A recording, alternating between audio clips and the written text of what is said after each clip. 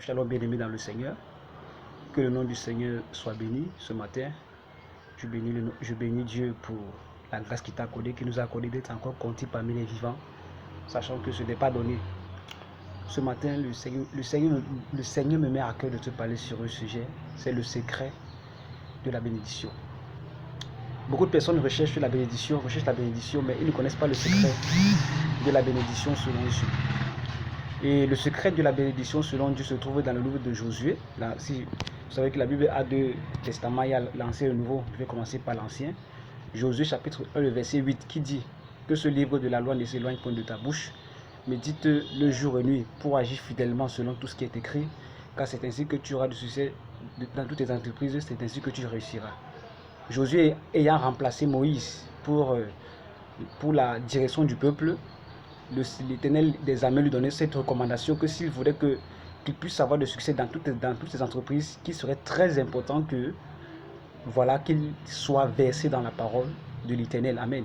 Dans le Nouveau Testament, c'est Christ qui dit: cherche premièrement le royaume des cieux et sa justice, et toutes ces choses te seront données par-dessus tout. Et Jean va souligner cela en disant que dans 3 Jean chapitre 1, à Gaius, je souhaite que tu prospères à tout égard, comme prospère l'état de ton âme. Bien aimé, la prospérité ou bien la bénédiction dépend de la prospérité de l'âme. Et qu'est-ce qui fait prospérer l'âme? C'est la parole de Dieu. Beaucoup de chrétiens sont à la quête de la bénédiction, mais sans toutefois remplir la condition que Dieu a donnée par rapport à la bénédiction. C'est-à-dire quoi? C'est d'être adonné à la parole de Dieu. Tu ne peux pas être béni de l'Éternel.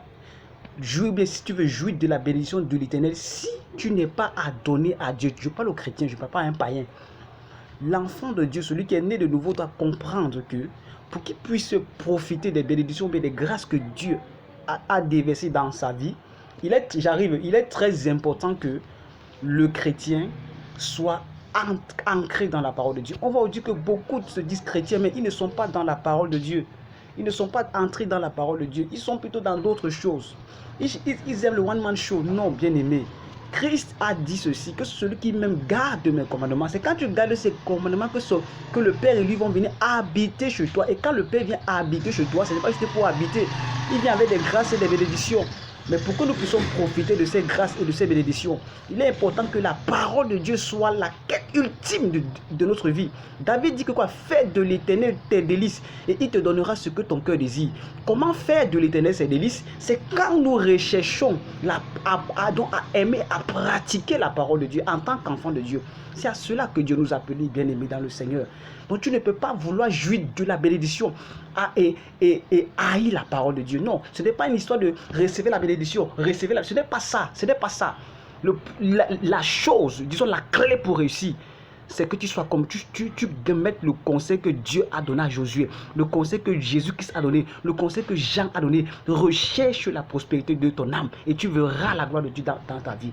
Que le Seigneur te bénisse. Shalom.